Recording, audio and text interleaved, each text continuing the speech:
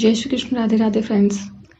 मैंने एक comment read किया जिसमें मैंने किसी वीडियो में ये बताया कि उसमें मैंने एक वर्ड यूज़ किया था कि बड़ा या छोटा, but that's not only about the word. I am not making this video कि भाई मुझे उसको राइट प्रूव करना है, but it is for those who are listening me and I don't want कि वो कुछ गलत इस चीज़ से सीखें और उसका क्वेश्चन गलत हो। ठीक है, that's why I want to clear that.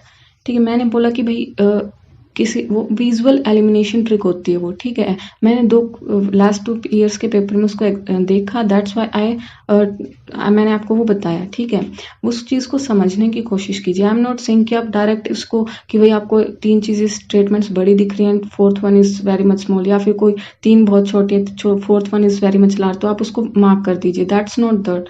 मैं आपको उसके पीछे अलग रीज़न भी देती हूँ, but that is also thing कि आप वही आपने 2 एलिमिनेट कर लिया, आप किसी 2 में फंस गए तो आप किसके साथ जाएंगे? वहाँ पे आप उस चीज़ को थोड़ा बहुत यूज़ कर सकते हैं। ठीक है, आपको एलिमिनेट करने में वो चीज़ हेल्प कर सकती है।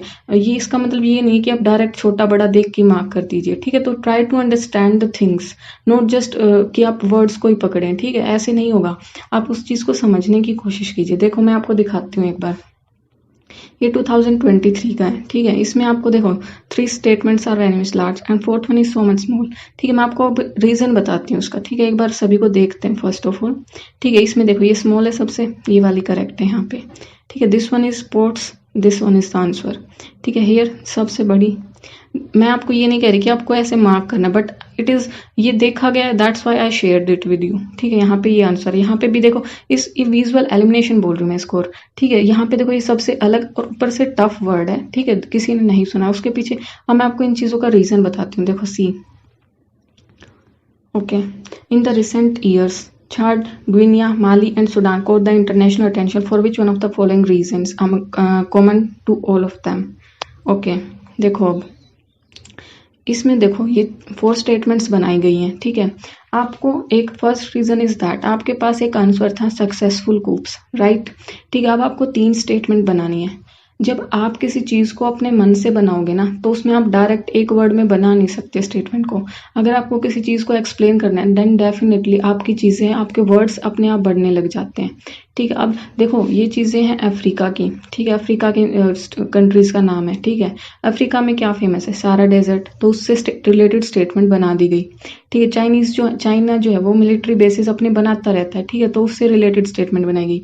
ठीक है, रेयर अर्थ एलिमेंट्स मिलते हैं। ठीक है, ये वाली भी बहुत बेसिक है, सभी को पता है ये चीजें मिलती हैं। तो ये 3 स्टेटमेंट्स उसने और ये चीज उसे बनानी थी, इसीलिए उसके वर्ड्स जो है अपने आप लंबे हो गए। आई एम नॉट सेइंग कि आप इसी चीज पर रिलाई करके करो। मान लीजिए आपने कोई 2 स्टेटमेंट्स एलिमिनेट कर ली। ठीक है, आप किसी 2 में फंस रहे हैं, तो आप इस विजुअल एलिमिनेशन का यूज करके एटलीस्ट उसको मतलब उसमें पॉसिबिलिटी बढ़ जाएगी आपके राइट आंसर की। ठीक है, इसका मतलब ये नहीं कि आप उसको देखते, आप किसी भी एलिमिनेशन ट्रिक को भी यूज कर रहे हैं, एक्सट्रीम वर्ड्स को यूज कर रहे हैं, वहां पे भी आपको कभी भी ये नहीं बताया जाता कि आप उसको देखते ही उसको मार्क कर दीजिए, उसको रॉन्ग कर दीजिए। ऐसा कभी भी नहीं बोला जाता, ना ही कोई बोलता। ठीक है, वहां पे अपनी कॉमन सेंस को साथ लेके चलना है। किसी भी चीज को आप यूज कर रहे हैं, इसका मतलब ये नहीं कि वर्ड देखा और मार्क किया। और मैं हर एक अपनी वीडियो में यही बोलती हूँ कि किसी भी वर्ड को देख के उस पर आप मतलब मत जाइए, उसका रीजन भी आपको पता चलना चाहिए। ठीक है, that's why it is correct. And ये सबको, ये वाला पहले भी एग्जाम्स में आ चुका है भाई, ये चीजें इसी वजह से न्यूज में रहती हैं। ठीक है, तो आप इस पे राइट आंसर यही होगा। ओके, दूसरा क्वेश्चन देखते हैं। यहाँ पे इतने सारे हिस्ट्री के नाम आपके सामने हैं। ठीक है, आपने मे बी ये नहीं सुना, Alexandria, A.H. Longhurst, Robert Sewell, James Burgess, ठीक है, Walter Elliot were associated with. अब ये किस चीज से एसोसिएटेड है?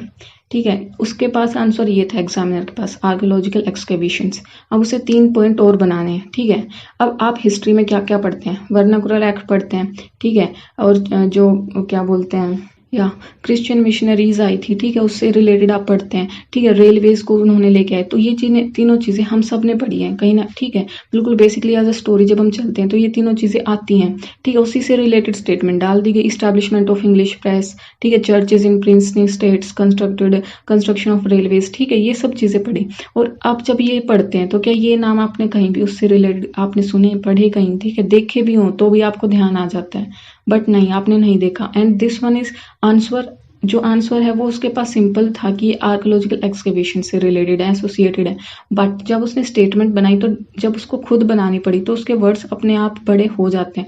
आपको खुद भी कोई ये बोले ना कि इस चीज़ को एक्सप्लेन करो या इसकी स्टेटमेंट बनाओ, तो आप एक वर्ड में बता नहीं पाते। बोला जाता है ना कि अपने वर्ड्स को कम करने की कोशिश करो, बिकॉज इट इज़ सिंपल। ये ह्यूमन वो है कि भाई जब आपको किसी चीज़ को एक्सप्लेन करना हो, कोई चीज़ बनानी हो, तो आपके वर्ड्स अपने आप बड़े हो ही जाते हैं। ठीक है, और दूसरी बात ये भी है कि ये 3 चीज़ बहुत बेसिक है, सभी पढ़ते हैं इसको। ठीक है, and this is something different. ये एग्जामिनर के माइंड में भी खुद नहीं आएगा, ये आंसर था, that's why it is here, right. Next is with reference to ancient South India, Korkai, Poompuhar and Muchiri were well known as.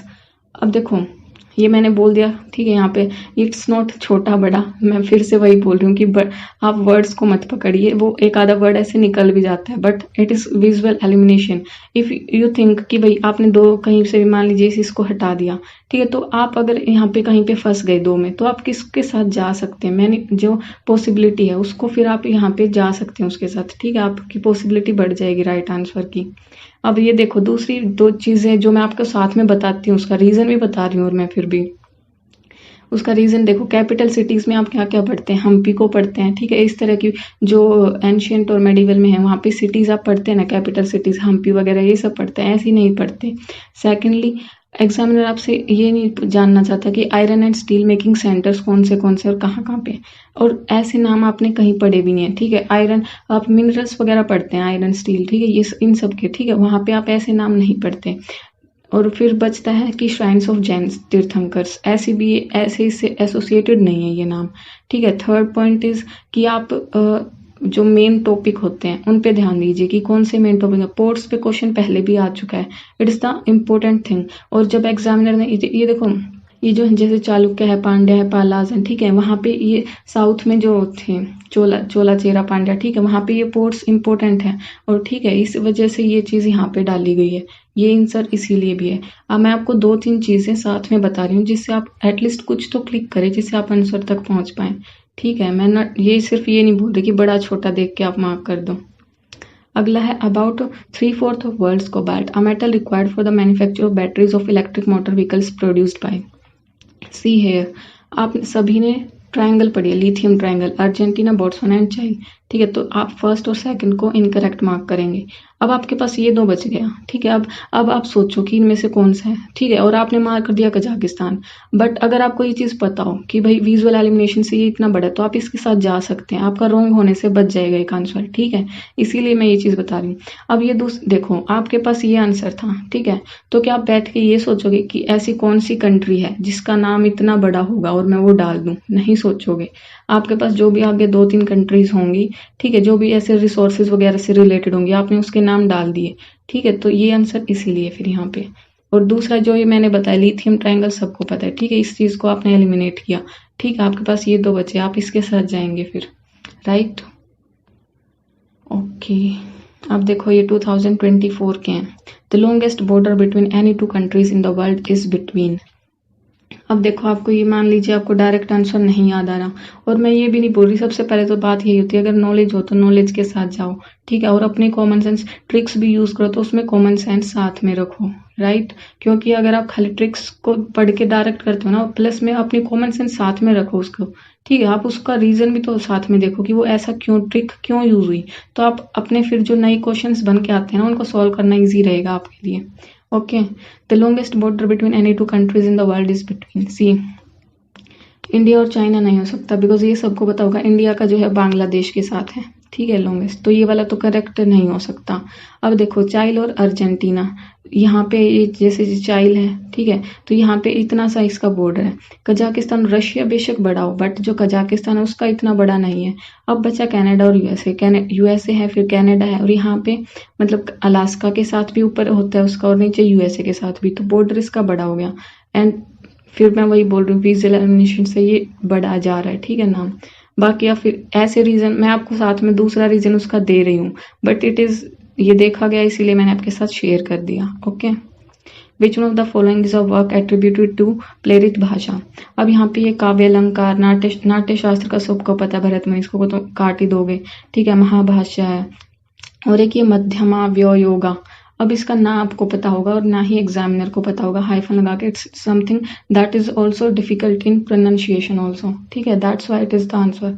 अगर आप ये चीज़ों को पकड़ पा रहे हो, ठीक है, इनको दूसरे जो 2023 का है, लास्ट 5-10 ईयर्स को, उनमें अप्लाई करके देखो। अगर आपके आंसर करेक्ट हो रहे हैं तो आपका कॉन्फिडेंस भी बिल्डअप होगा और आप इस चीज़ को अप्लाई कर पाओगे।